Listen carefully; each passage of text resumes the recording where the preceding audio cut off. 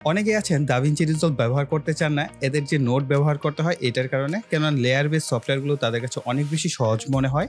কিন্তু ভাইয়া বিশ্বাস করেন এই ভিডিওটা দেখার পর আপনার কাছে নোট এক্সপ্লেন অনেকটাই সহজ হয়ে যাবে। বিশেষ করে এই ভিডিওটির মাধ্যমে আমরা কালার নোট অর্থাৎ 8 জিবি কালার নোটস এর এক্সপ্লেন করব। এটা দেখার পর আপনি খুব ইজিলি আপনার যে ভিডিওর কালার কারেকশন, কালার গ্রেডিং সেটা করতে পারবেন নোট ব্যবহার করার মাধ্যমে। তো নোট কিভাবে ব্যবহার করতে হয় সেটাই মূলত এক্সপ্লেন করব এই ভিডিওতে। ইজিলি আপনি ব্যবহার করতে পারেন। আসলে অনেকে নোটস দেখে ভয় পায়। আসলে নোটস কোনো কঠিন কাজ না। যদি আপনি বুঝতে পারেন তাহলে খুবই সিম্পল। অ্যাডোবি প্রিমিয়ার প্রোতে যেরকম লেয়ার ব্যবহার করা হয়, দাভিঞ্চি রিজলভে ঠিক সেম ভাবে এখানে বিভিন্ন ধরনের নোট ব্যবহার করা হয়। তো আমি এই বিষয়টাকে বোঝার জন্য আপনাদেরকে একটু সহজভাবে এক্সপ্লেন করে দিচ্ছি। ধরেন আমরা যদি ফটোশপ ব্যবহার করি, পাশাপাশি আমার ফটোশপ সফটওয়্যারটাকে খুলছি। এখান থেকে আমি জাস্ট একটা থাম্বনেল ওপেন করছি। তো এই থাম্বনেলে দেখেন আমরা এক জায়গায় কিন্তু একটা জিনিস ব্যবহার করেছি। যদি আমি এখানে কালার কারেকশন করা হতো, ধরেন আমরা এখান থেকে একটা অপশন নিলাম ভাইব্রেন্স বাড়াবো। তো ভাইব্রেন্স যখন আমরা বাড়িয়েছি, আমাদের দেখেন আরেকটা লেয়ার প্যানেলে কিন্তু আরেকটা নতুন লেয়ার তৈরি হয়েছে এবং এই লেয়ারটা সিলেক্ট থাকা অবস্থায় আমরা যদি ভাইব্রেন্সের পরিমাণ বাড়াই, তাহলে দেখবেন আমাদের পিকচারে কিন্তু ভাইব্রেন্সের পরিমাণ তো এটা বাড়ছে না। এটার কারণ আমি এটাকে আরো উপরের দিকে দিচ্ছি লেয়ারটা।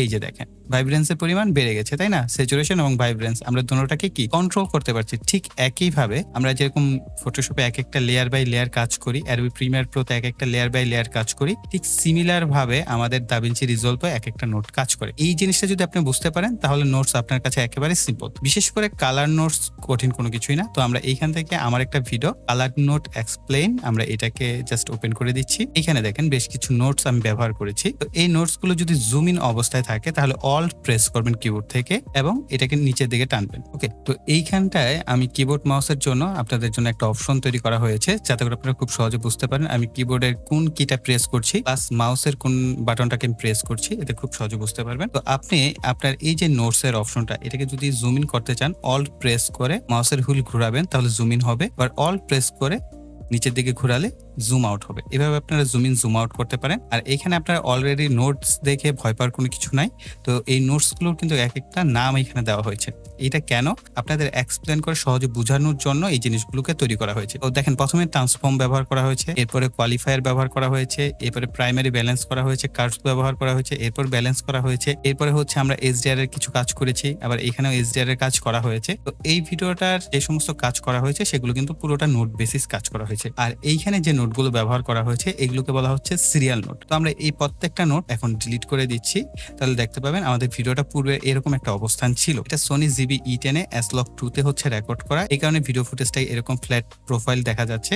তো এটাকে যখন আমরা কালার কারেকশন করি, যেটা আপনারা পূর্বে দেখতে পেরেছিলেন যে কালার কারেকশন করার পর এরকম হয়েছে। তো অনেকে এই নোটটা বুঝে না বিধায় কিন্তু তাদের কাছে মনে হয় যে দাভিঞ্চি রিজলভ অনেক কঠিন কিছু, বাস্তবিক অর্থে তেমন কোনো কিছুই না। তো আপনি যখনই এখানে নতুন করে আসবেন, ধরেন আমরা এখানে মিডিয়া বা কার্ট অপশনে, মিডিয়া অপশনে আসি। হ্যাঁ, আমাদের এখানে আমরা কোনো একটা মিডিয়া ইনপুট করেছি, এডিটে যাব। এডিটে যাওয়ার পর আমাদের এখানে এটা আসবে। এরপর আমরা এখান থেকে নিচের দিকে দেখবেন এই যে প্যানেলগুলো কিন্তু সুইচ করছি এখান থেকে। আর নিচে থেকে কালারে যখন আমরা সুইচ করব, তখন এইখানে আপনার বাই ডিফল্ট কিন্তু একটা নোটস থাকবে। আমাদের এই নোট সবগুলোকে আমি যেহেতু ডিলিট করে দিয়েছি, এখানে কিন্তু কোনো নোট নাই। এই ক্ষেত্রে আমরা অল্ট এবং এস যখন প্রেস করব, আমাদের অটোমেটিকলি একটা নোট তৈরি হবে এবং নোটে আপনারা দেখতে পাচ্ছেন দুইটা ওয়্যার গেছে, একটা ওয়্যার, এই একটা ওয়্যার। তো এই ওয়্যারগুলোতে আপনি যদি এই যে মাউস রাখেন তাহলে ব্লু কালার রং হচ্ছে, এটাকে প্রেস করলে এটা কেটে যাচ্ছে। পয়েন্ট থেকে মাউসের লেফট বাটন চেপে ধরে আপনি যখন এই গ্রিন কালার 8 জিবিতে যদি ছেড়ে দেন তাহলে এটা আবার কানেক্টেড হয়ে যাচ্ছে। আবার ক্লিক করবেন, কেটে যাবে। ওকে, অর্থাৎ ডিলিট হয়ে যাবে। আর এটা আলফা চ্যানেল নিয়ে যখন আপনি কাজ করবেন, আলফা চ্যানেল নিয়ে আমরা পরবর্তীতে আলোচনা করব। এই ভিডিওতে আলোচনার কোনো কিছু নাই। আমরা 8 জিবি নিয়ে আলোচনা করছি। আমরা 8 জিবি কার্ভ আমরা এইখানে সিলেক্ট করলাম।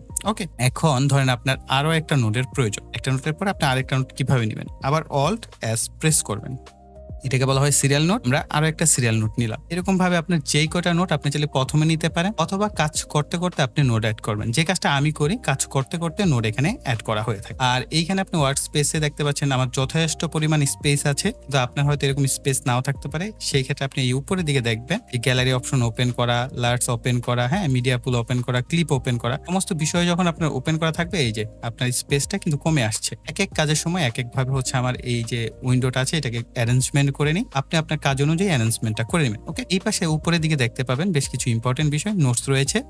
হ্যাঁ, এখানে নোটস ক্লিক করলে একবারে পুরোটা আপনার নোটস চলে যাবে। আবার যদি আপনি চান যে না আমার নোটস ওপেন হোক, নোটস ওপেন হবে। আর এখানে ইফেক্টস, এটা ইম্পর্টেন্ট, আপনি ইফেক্টস এখান থেকে সার্চ করতে পারবেন আপনার কখন কোন ইফেক্টসটা প্রয়োজন হবে। যদিও ফ্রি ভার্সনে আপনি খুব বেশি ইফেক্টস ব্যবহার করতে পারবেন না এখান থেকে, কিন্তু কাস্টমাইজলি আপনি নোট ব্যবহার করে করে সেগুলোকে তৈরি করে নিতে পারবেন। আর পেইড ভার্সনে হচ্ছে আপনার অসংখ্য নোটস থাকে যেগুলো আসলে আপনি সরাসরি ড্র্যাগ এন্ড ড্রপ করে কাস্টমাইজ করে নিতে পারেন। তো আমার কাছে মনে হয় ওইটা আমার কাছে ওরকম একটা ইম্পর্টেন্ট মনে হয় না। আমার কাছে মনে হয় যে আমরা নিজেরা নিজেদের মতো কাস্টমাইজ করে নিলে সেটা আরো বেটার রেজাল্ট দেয়। তো আমরা প্রথম নোট থেকে শুরু করতে পারি, আবার চাইলে পরের নোটও শুরু করতে পারি। এখন প্রথম নোটটা যে আমরা শুরু করব, এটার আমরা একটা নাম দিয়ে দিতে পারি। রাইট বাটন ক্লিক করবেন, নোট লেভেল আসবে।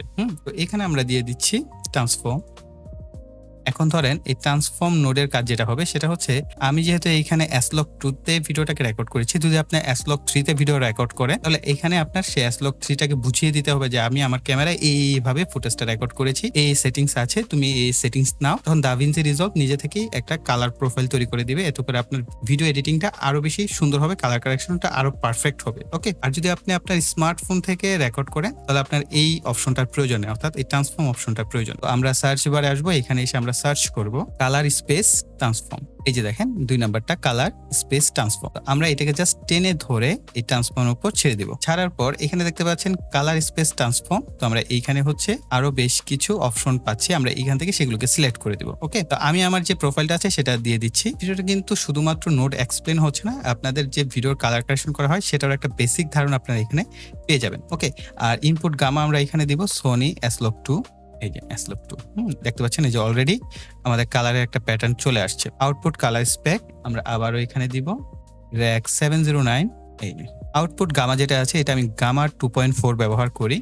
তো এই যে দেখেন মোটামুটি আমার ভিডিওর একটা কালার লুক চলে আসছে। বিষয় দেখেন, আমরা এই ট্রান্সফর্ম নোডের মধ্যেই চাইলে এখন আরো বেশ কিছু কাজ করতে পারি, কার্ভস অ্যাড করতে পারি, ভাইব্রেন্স অ্যাড করতে পারি, সমস্ত কিছু কিন্তু এখানে অ্যাড করা যাবে। কিন্তু আপনার যেটা প্রফেশনাল লুক সেটা কখনোই আসবে না। এই কারণে নোট ব্যবহার করার নিয়ম হচ্ছে প্রত্যেকটা ওয়ার্কের জন্য স্পেসিফিক ভাবে আলাদা আলাদা নোট ব্যবহার করা। এতে আপনার এই জিনিসটা খুব সুন্দরভাবে ব্ল্যান্ড হয়, কালার কারেকশন বা কালারের যে আউটপুটটা সেটা খুব সুন্দর পাওয়া যায় এবং প্রফেশনাল লুকটা খুব ইজিলি তৈরি হয়। এই ধরেন আমরা আরো একটা সিরিয়াল নোট নিলাম। এখন এই সিরিয়াল নোট নেওয়ার পর আমরা এর আগের ভিডিওতে শিখেছি, তো আমরা এখান থেকে স্লাইসার সাধারণত ফটোশপে বলা হয়, আর এখানে বলা হয় কোয়ালিফায়ার। তো এই কোয়ালিফায়ারটা সিলেক্ট করে আমরা পরবর্তী নোটে এটা সিলেক্ট করে দিলাম। আমরা এইখান থেকে এটাকে অ্যাক্টিভ করে দেবো হাইলাইট। তো আমরা ফেসটাকে আরেকটু ড্র্যাগ করব, তাহলে আমাদের ফেসটাকে আমরা এখান থেকে চাইলে স্মুথ করতে পারবো। প্রি ফিল্টার অ্যাড করব, ক্লিন ব্ল্যাক বাড়াবো, হোয়াইট বাড়াবো, এটা আমরা আগের ভিডিওতে শিখেছি। তো এরপর 2 নম্বরে যাব, পোস্ট ফিল্টারটা কিছুটা বাড়িয়ে দিচ্ছে। আমি জাস্ট তাড়াহুড়া করে আপনাদের দেখাচ্ছি। এখান থেকে আমাদের এই অপশনটা সিলেক্ট থাকতে হবে, কালার হুইলস থেকে আমরা মিড ডিটেলস কিছুটা কমিয়ে দিলে আমাদের ফেস স্মুথ হয়ে যাবে। অলরেডি আমাদের এই ভিডিওতে ফেস অনেক স্মুথ আসছে, তারপর আমরা কিছুটা এখান থেকে স্মুথ করে নিলাম। এরপরে দেখেন আমরা এটার একটা নাম দিয়ে দিলাম কোয়ালিফায়ার। আপনি আপনার মতো যে কোনো নাম দিতে পারেন, কোনো অসুবিধা নেই। এখন আমরা আরেকটা নোট নিব, অল প্লাস এস প্রেস করে। তো এই যে সিরিয়াল নোট, আপনি এই সিরিয়াল নোট দিয়েই প্রায় 90% কালার কারেকশন, কালার গ্রেডিং এই সমস্ত কাজ করে ফেলতে পারবেন। এর থেকে যখন আপনার মনে হবে যে না দুইটা সেক্টর ব্লেন্ড করার প্রয়োজন, অনেক ক্ষেত্রে আমরা ফটোশপে ব্লেন্ডিং মোড ব্যবহার করি, এরকম দুইটা জিনিস আমাদের একত্রে কাজ করানোর প্রয়োজন, সেই ক্ষেত্রে আপনি প্যারালাল নোট ব্যবহার করবেন। প্যারালাল নোট কিভাবে ব্যবহার করবেন, এই নোটটা সিলেক্ট করছেন। এখন এই নোডের প্যারালালে ব্যবহার করবেন নাকি এই নোডের, যে নোডের প্যারালালে ব্যবহার করবেন সেই নোটটা সিলেক্ট করবেন, অল্ট এবং পি একত্রে প্রেস করবেন, তাহলে দেখবেন এইখান থেকে একটা প্যারালাল নোট তৈরি হবে। আর এই দুইটা নোটকে একত্রে মার্চ করার জন্য এখানে একটা মার্চ নোট কিন্তু তৈরি হয়ে যাবে, অর্থাৎ এই দুইটার কম্বিনেশনে আপনার এখানে আউটপুটটা আসবে।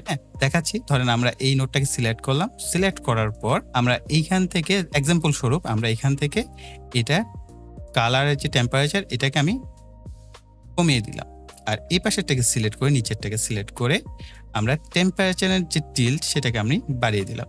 এই দুইটা একত্রে ব্লেন্ড হয়ে আমাদের আউটপুটের রেজাল্টটা দিবে, অর্থাৎ দুইটার কম্বিনেশন হচ্ছে। এখানে দেখেন টেম্পারেচার উপরেরটায় দেখেন আমরা টেম্পারেচার কমিয়েছি, আর নিচেরটাই হচ্ছে আমাদের টিন্টের পরিমাণটাকে আমরা অনেকটা মেজেন্ডা বা গোলাপি রঙের দিকে নিয়ে গেছি। এতে করে এই দুইটা প্যারালাল নোটের কম্বিনেশনে এইখানে হচ্ছে আমাদের আউটপুট যে রেজাল্টটা সেটা আমরা পাচ্ছি। তো দেখেন কতটা সিম্পল। তো আমরা এইভাবে হচ্ছে একটা একটা করে চাইলে সিরিয়াল নোট ব্যবহার করতে পারি। পরে আবার এটার পরে যদি আমরা চাই আবার একটা সিরিয়াল নোট ব্যবহার করবো, কন্ট্রোল এস ব্যবহার করলাম, এখানে আমাদের আরো একটা সিরিয়াল নোট তৈরি হয়ে গেল। আর আমরা এইখান থেকে ইফেক্টসটা আপাতত বন্ধ করে দিই, আমাদের স্পেসটা বেড়ে গেল।